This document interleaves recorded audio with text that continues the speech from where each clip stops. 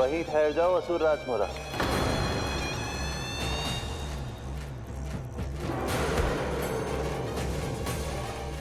यहाँ क्यों आए? आपको पराजित करने और ये वैकुंठ जीतने, ताकि मैं यमलोक का स्वामी बन सकूं। फिर आओ, युद्ध भूमि में मेरा सामना करो।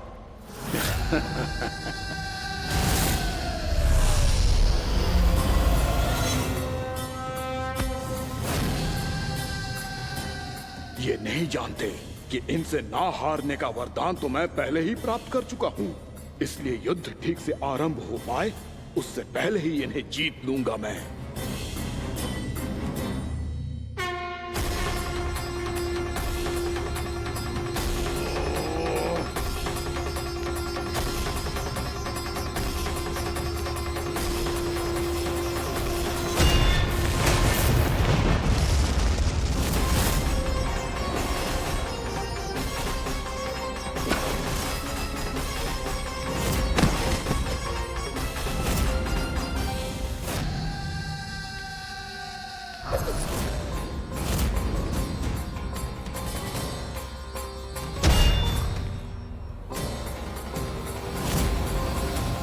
और इस प्रकार ये युद्ध वर्षों वर्षों तक चलता रहो।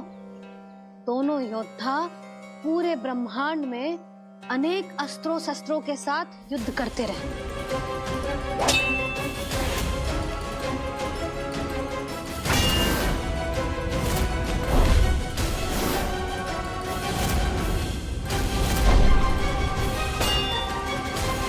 फिर क्या हुआ मैया?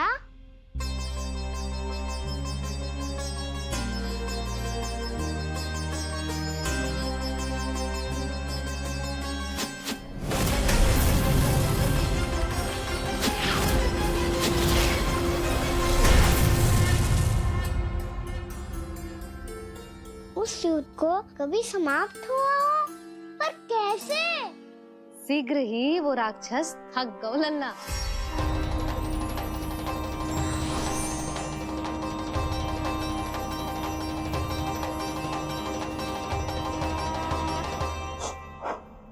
खड़े खड़े देख क्या रहे हैं नारायण? आक्रमण कीजिए, वध कर दीजिए मेरा।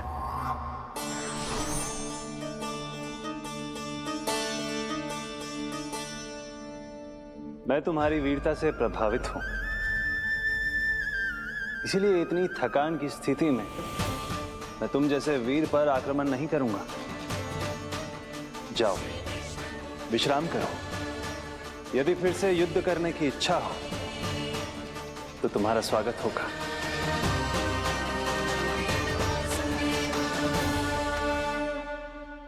ये कह के श्री नारायण बद्रिका आश्रम चले गए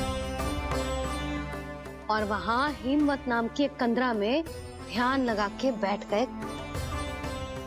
उधर वो राक्षस विश्राम करने लगो। अनेकों दिन बीत गए और अब वो राक्षस मूरा फिर से स्वस्थ होके बलवान हो गया था।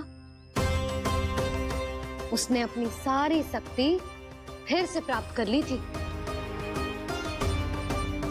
श्री नारायण ने उस पर दया करी थी, पर वो फिर से श्री नारायण को छलने को तैयार होगा।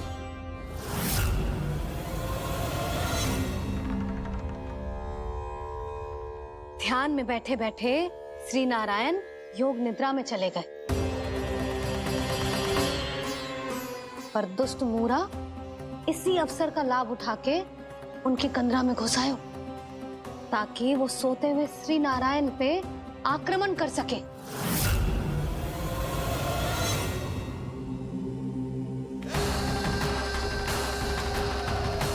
आज इस लंबे युद्ध को जीतकर अपने इस अंतिम शत्रु का भी अंत कर दूंगा मैं।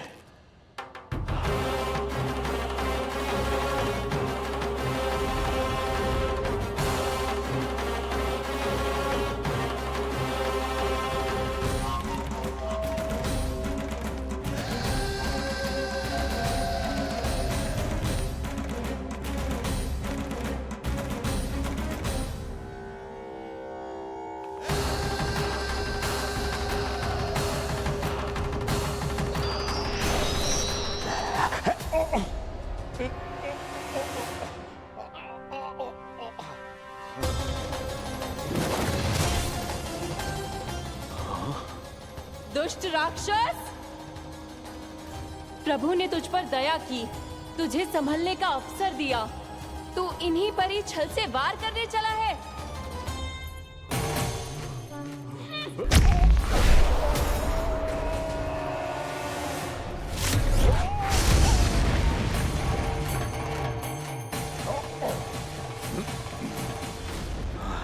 मैं अजय हूँ, मुझे कोई पराजित नहीं कर सकता। ब्रह्मा का वरदान है मुझे। तूने नारायण से अपराजय होने का वरदान मांगा था मूर्ख। उनकी शक्ति से नहीं, ध्यान से देख। मैं तेरी मृत्यु हूँ, मृत्यु।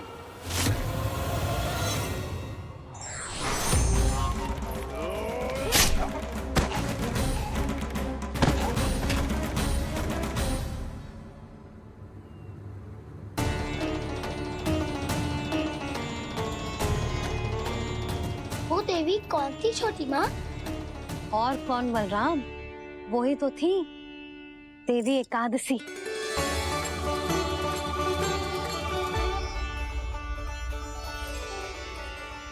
मुझे क्षमा कीजिए प्रभु, आपकी आज्ञा के बिना ही युद्ध करके आपके शत्रु को मृत्यु के घाट उतार दिया।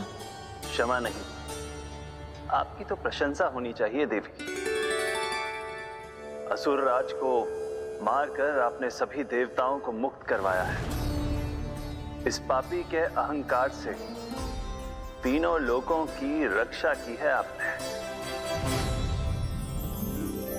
आप एकादशी की तिथि पर मेरी एकादश इंद्रियों से उत्पन्न हुई हैं। इसीलिए मेरे सभी भक्त आपको उत्पन्न एकादशी के नाम से जानेंगे। सभी तिथियों में आपका स्थान सर्वश्रेष्ठ होगा।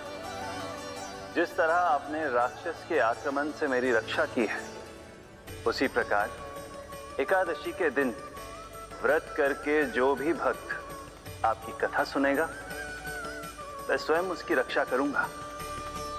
जो आपकी पूजा करेगा, उसे मेरी विशेष कृपा प्राप्त होगी और उसके साथ साथ उसे मिलेगा धन, सिद्धि और मोक्ष।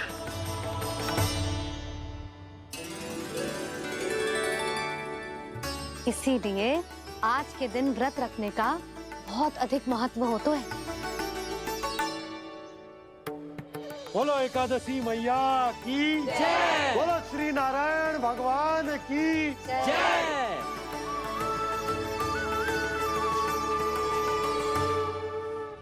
प्रभु की कृपा से एकादशी का महत्व भी पता चल गो और मेरा व्रत भी सफल होगा। अभी नहीं भूला रहा, एकादशी का व्रत पूरी तरह तभी सफल होता है जब द्वादशी के दिन उसे पूरा किया जाता है।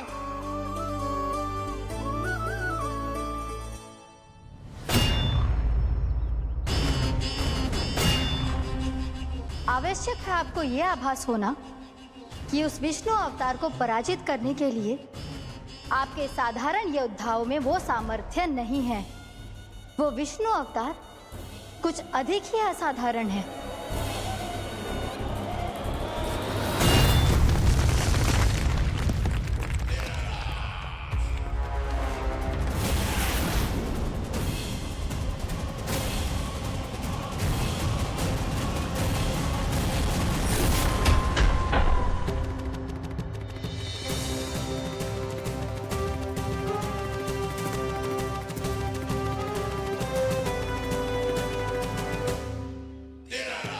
अब मैं दिखाऊंगा उस विष्णु अवतार को असाधारण शत्रु क्या होता है।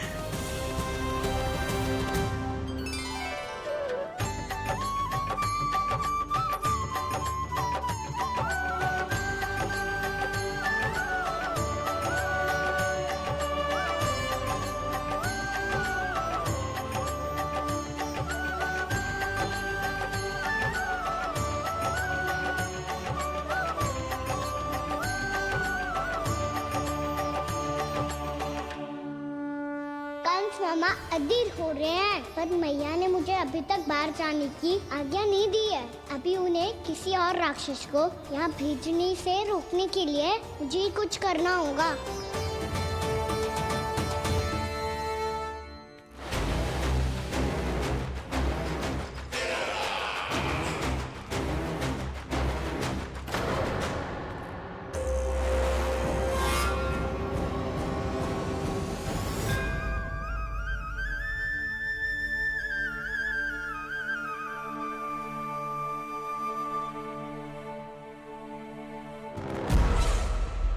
कौन हो तुम? बचपन से ही मुझे मारने का सपना देख रहे हैं, सिर्फ मुझे ही नहीं पहचानते।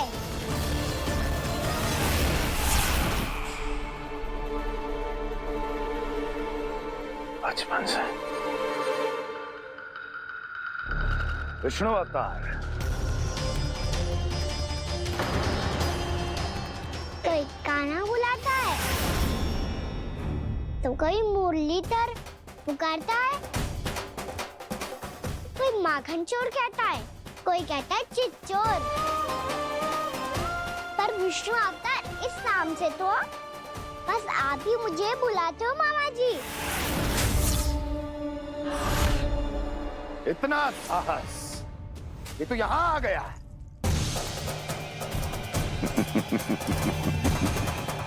यहाँ आ तो गया तू विष्णु अवतार, किंतु यहाँ से जीवित नहीं जाएगा।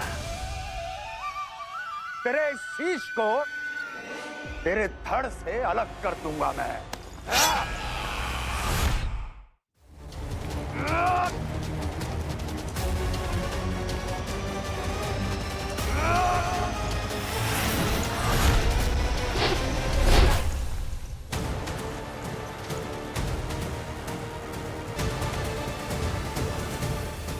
कहाँ देख रहे हो मामा जी?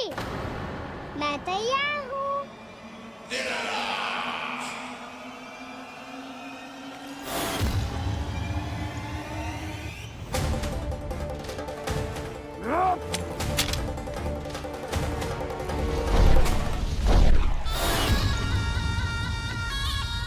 मामा जी, आप सदैव इसी तरह क्रोध में रहते हो क्या?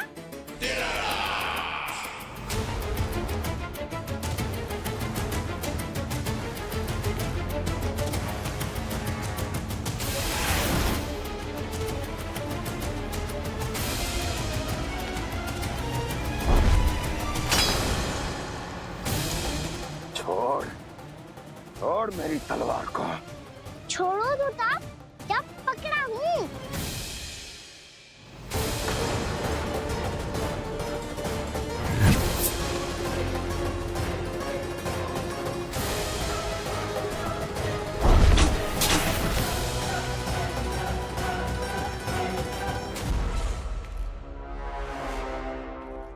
मामा जी,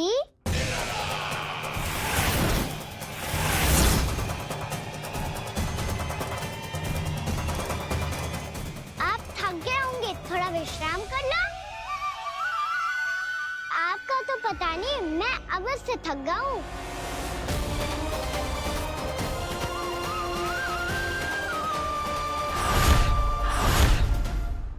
मेरे सिंहासन पर बैठने का तो साहस। अभी तो बस अभ्यास कर रहा था मामा जी। भविष्य में मुझे तो बैठना है यहाँ। आपने बल प्रयोग करके से अपने पिताजी से छीना था, मैं आपसे छीन लूंगा। जो छल और बल से लिया जाए वो अधिक समय तक टिकता नहीं है मामा जी।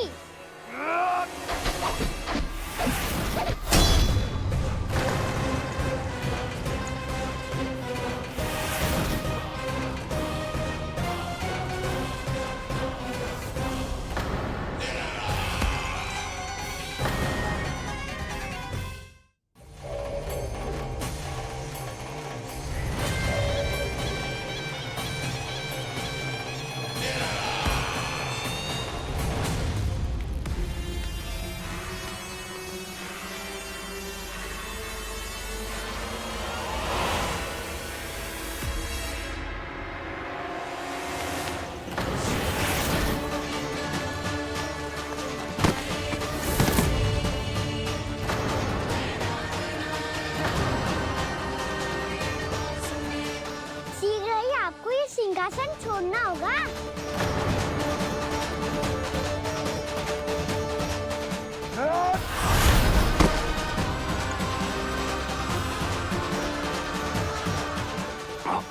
वो मेरा सिंहासन छीनना चाहता। वो आ रहा है, वो आ रहा है। सैनिकों, सैनिकों! दुर्जन, बंद कर दो सभी द्वार और झरोखे, सब के सब। इसकी हर संभावना पर इतना कड़ा पहरा बिठा दो कि ना तो कोई महल के भीतर आ सके, ना कोई बाहर जा सके। मुझे महल की चप्पे चप्पे की सूचना चाहिए। जाओ।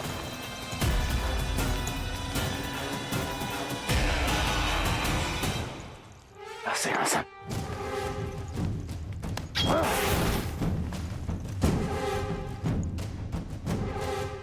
अब आ, दुष्ट मायावी, ए छलिया विष्णु अवतार, मैं कंस तेरी प्रतीक्षा कर रहा हूँ।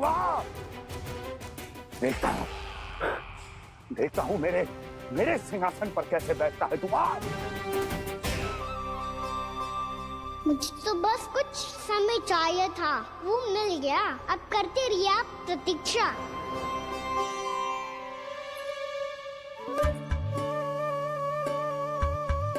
जी अपने आप से बातें क्यों कर रहे हो जी?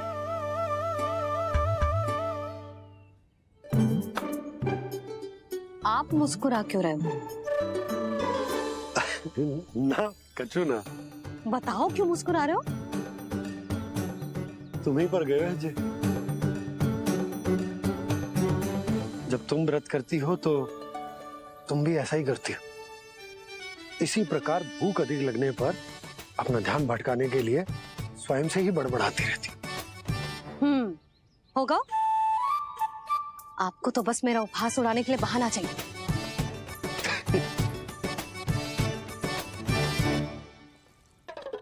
नन्ना, भूख लगी है? ना मैया, व्रत करे तो भूख कैसे लगेगी?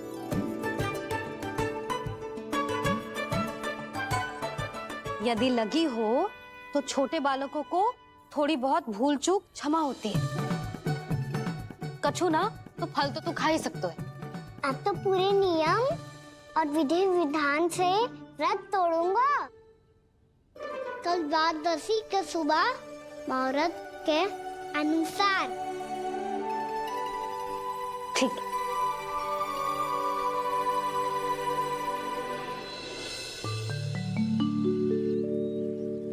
लल्ला, एकादशी समाप्त हो गई है, द्वादशी लग गई है। अब तू व्रत तोड़ सकते है। भोजन कर ले। ले।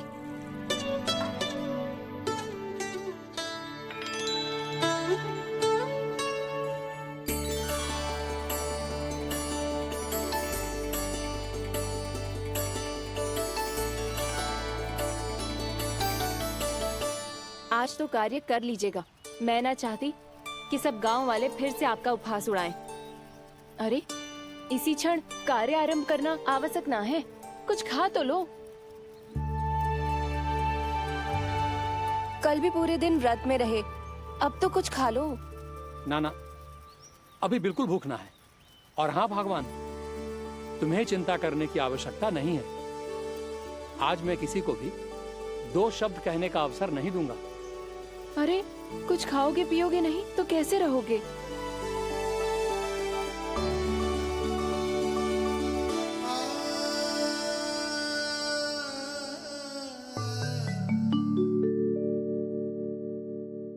मैया,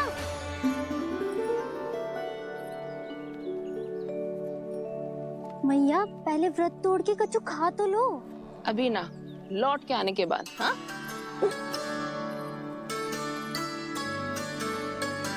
बलराम, ठहरो पुत्र, पहले कुछ खा लो। व्रत तोड़ना आवश्यक होता है। मैया ने एकादशी का महत्व बताया।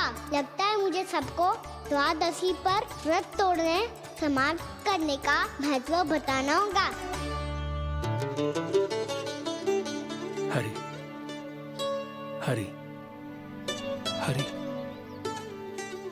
हरि हरि, मेरे हरि।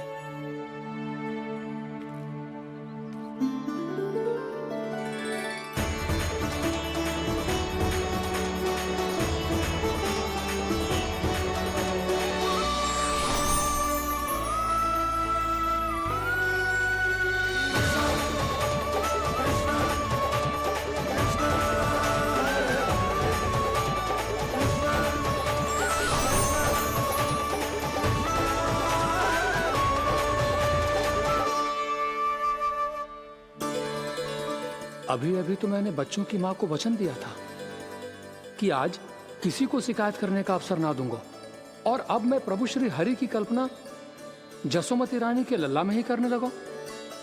ना ना, ये ठीक ना है।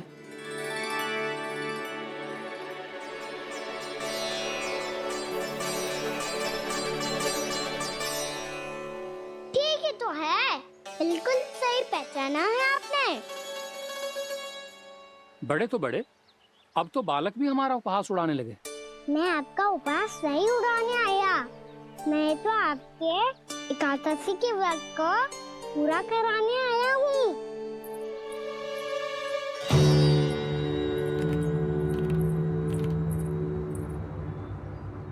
कान्हा,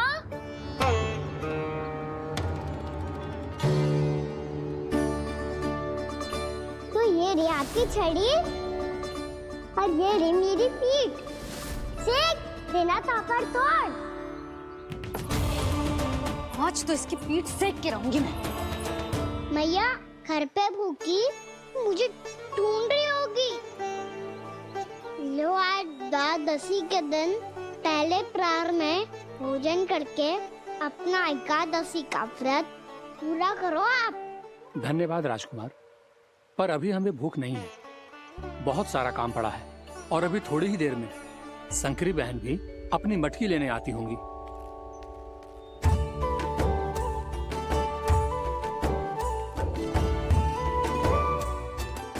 पर मैं आपका व्रत पूरा कराए बिना नहीं जा सकता। भला क्यों? भक्त भूखा रहे और भगवान खा ले, ऐसा हो सकता है भला?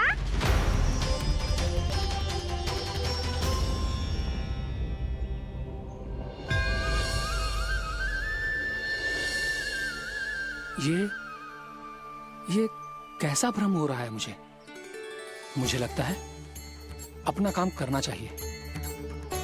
द्वादशी के पहले प्रहर में व्रत पूरा करना बहुत आवश्यक होता है, ना तो एकादशी का व्रत भी पूरा ना मानो जातो।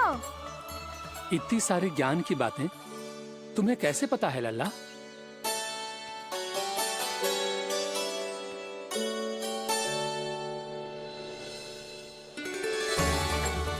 जैसे एकादशी की कथा होती है, वैसे द्वादशी की महिमा भी एक बहुत महत्वपूर्ण कथा है।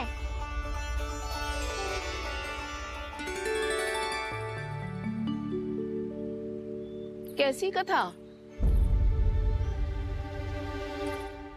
बिल्कुल सही समय पे आई हो आप, क्योंकि आपको ये कथा आपको अवश्य सुननी चाहिए।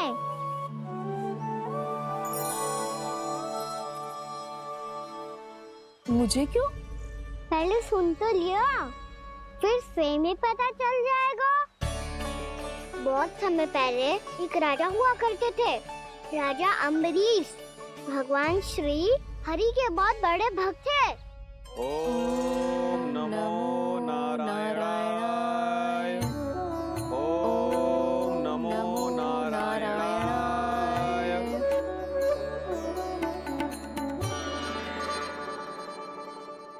नेक पुण्य के काम करते थे वो। अपनी पत्नी के साथ हरि का नाम जपते रहते थे।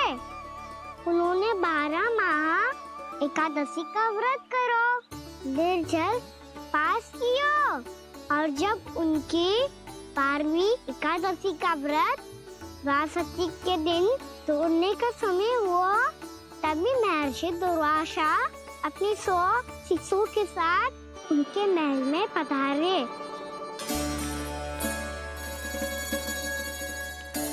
प्रणाम स्वीकार करें महर्षि।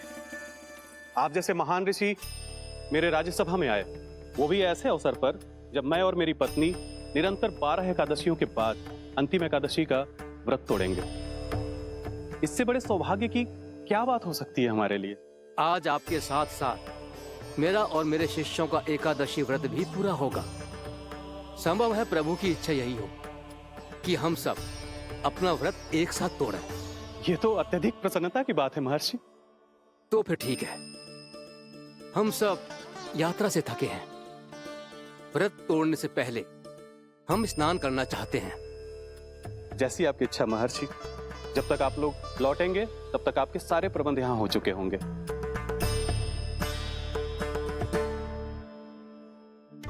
महर्षि दुर्वासा स्नान करने गए थे, पर उन्हें लौटने में विलंब हो रहा था और इधर द्वादशी पर व्रत पूरा करने का मुहूर्त बीता जा रहा था। महाराज अम्बरीश बड़ी विरगता के साथ महर्षि दुर्वासा के लौटने की प्रतीक्षा कर रहे थे। महाराज, व्रत तोड़ने का मुहूर्त बीता जा रहा है। बस कुछ ही समय बचा है। महर्षि और उनके शिष्यों को लौटने में न जाने कितना समय लग जाएगा। मेरा सुझाव है कि आप मुहूर्त समाप्त होने से पहले व्रत अवश्य तोड़ लें।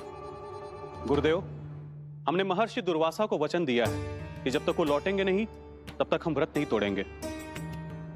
इसीलिए मैं उनका लौटने के बाद ही भोजन ग्रहण करूंगा। पर महाराज, मुहूर्त यदि बीत गया और समय रहते हो नहीं आए तो महाराज आपका व्रत पूरा नहीं होगा। महाराज, आपको उसका फल नहीं मिलेगा।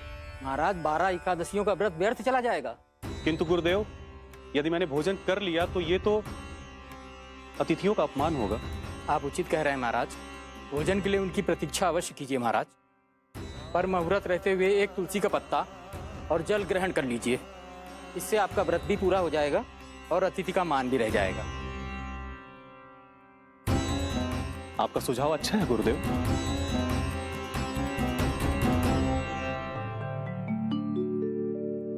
जैसे ही महाराज ने तुलसी का पत्ता खाया,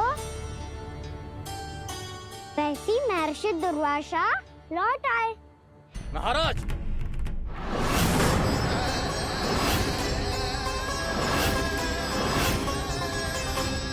महाराज को उपास तोड़ते देखते बहुत क्रोधित हो गए।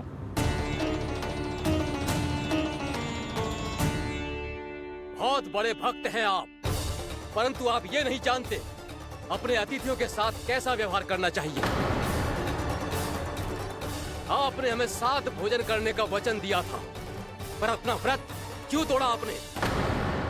महर्षि, मैंने भोजन नहीं ग्रहण किया। कहीं मुहूर्त न निकल जाए इस कारण मैंने एक तुलसी का पत्ता ग्रहण कर लिया। 56 भोग खाया हो या एक पत्ता, अपना व्रत तोड़कर अतिथियों का अपमान किया है, मेरा अपमान किया है। अब आपको दंड भोगना होगा ताकि आप सीख पाएं कि अतिथियों के साथ कैसा व्यवहार होना चाहिए। महर्षि, आप जो भी दंड मुझे देंगे मुझे स्वीकार है, किंतु आप क्रोधित मत होइए। क्रोध का कारण आपने दिया है महाराज। एक महर्षि का अपमान करके राक्षसी प्रवृत्ति का परिचय दिया है आपने। इसीलिए अब एक राक्षसी आपको दंड देगी।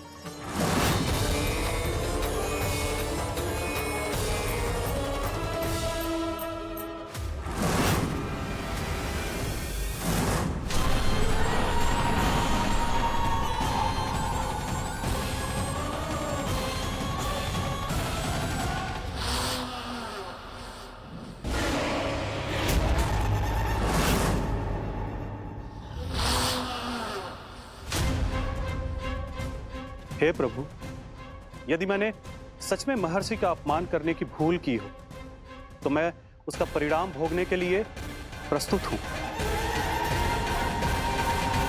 ओम नमो नारायणाय, ओम नमो नारायणाय नमः। महर्षि दुर्वासा को यह आभास ही नहीं था कि महाराज अम्बरीश ने उनका अपमान नहीं किया था। फिर भी उसे अपमान मान के वो श्री नारायण के भक्त पे संदेह कर रहे थे। मैंने भी तो भोला राम की भक्ति पे संदेह किया था। हे नारायण, ये क्या पाप हो गया मुझसे? संदेह किसी अपमान से कम ना हो तो, और भगवान सब सह सकते हैं, पर उनके प्रिय भक्तों का अपमान सहन ना कर सकते। इसीलिए उन्होंने हस्तक्षेप करने का निर्णय लिया।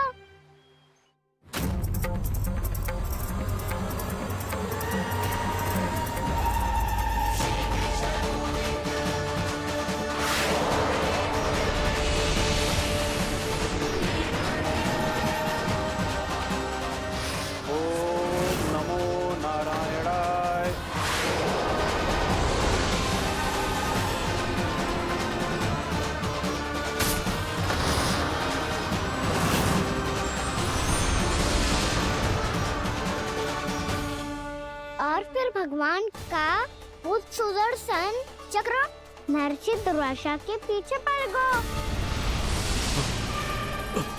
ये चक्र तो मेरी ओर बढ़ रहा है।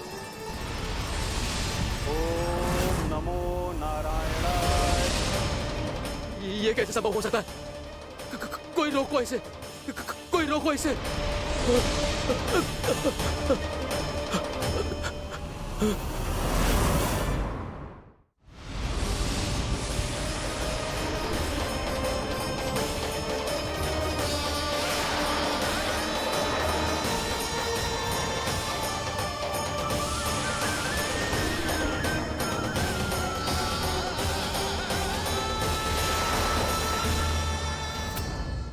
चक्र से अपने प्राण कैसे तैसे बचाते बचाते महर्षि दुर्वासा ब्रह्मलोक जा पहुँचे। ब्रह्मदेव रक्षा कीजिए, ब्रह्मदेव सहायता कीजिए, मुझे बचाइए ब्रह्मदेव, रक्षा कीजिए। ये सुदर्शन चक्र मेरे प्राणों के पीछे पड़ गया है, मुझे बचाइए ब्रह्मदेव, मुझे बचाइए। महर्षि, मैं चाहकर भी आपकी सहायता नहीं कर सकता। ऐसी स्थिति में यदि कोई कुछ कर सकते हैं तो वो है सुदर्शन चक्र के स्वामी विष्णु, क्योंकि सृष्टि में केवल वही है जो इसे नियंत्रित कर सकते हैं। वो ही इसे वापस लौटने का आदेश देकर आपके प्राणों पर छाए हुए संकट को दूर कर सकते हैं। किंतु हां, मैं सुदर्शन चक्र से इतना अवश्य कहूंगा कि जब तक आप विष्णु लोक में पहुंच नहीं जाते, वो आपको किसी भी प्रकार की हानि ना पहुंचाए। आपका बहुत बहुत धन्यवाद, आपकी सदा ही जय हो।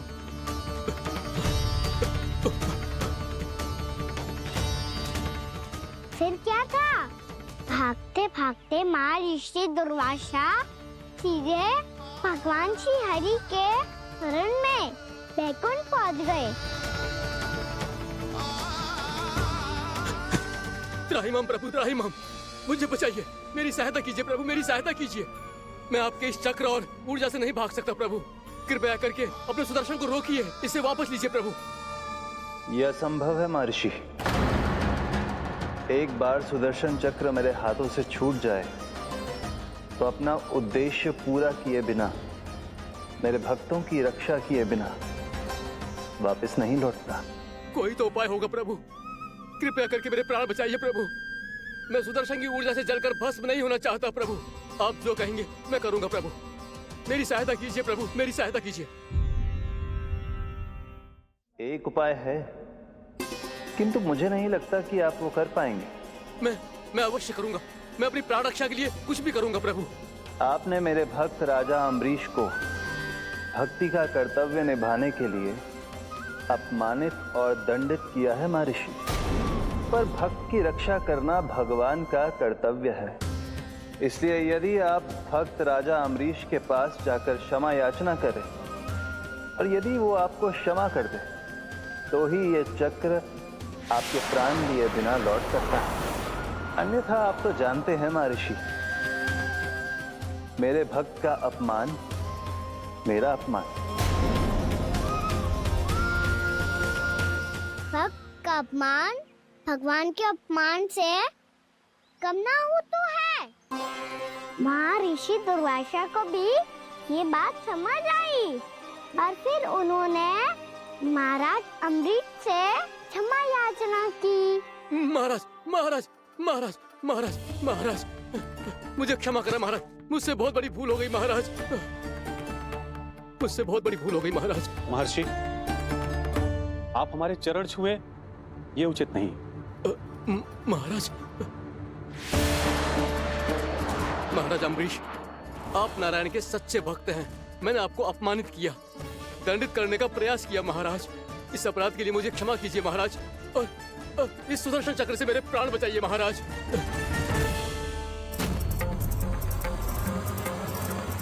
हे महान सुदर्शन, यदि महर्षि के लिए मेरे हृदय में अभी भी वही सम्मान और प्रेम हो जो इनके प्रथम आगमन पे था, तो कृपया आप अपने धाम वापस लौट जाइए।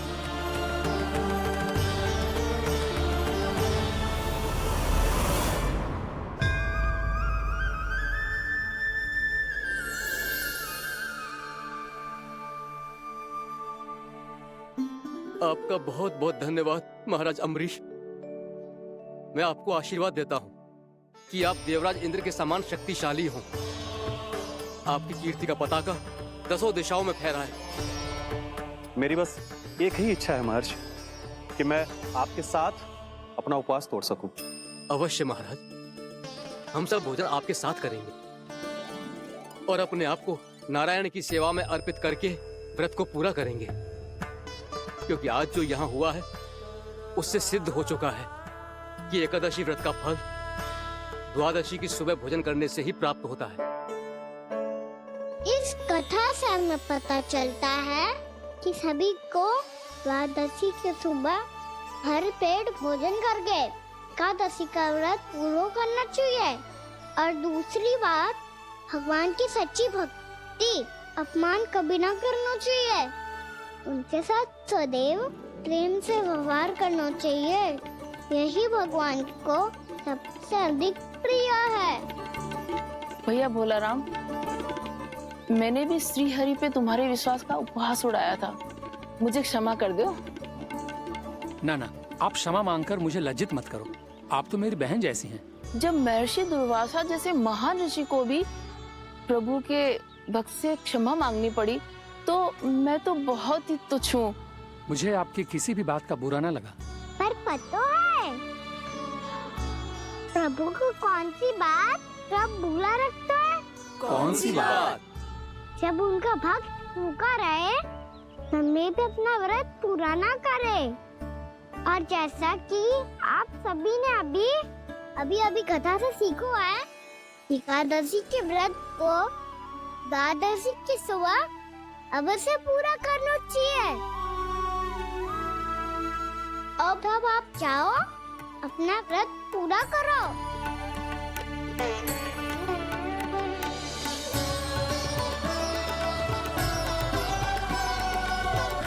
मैं आपके लिए जल लेके आती हूँ।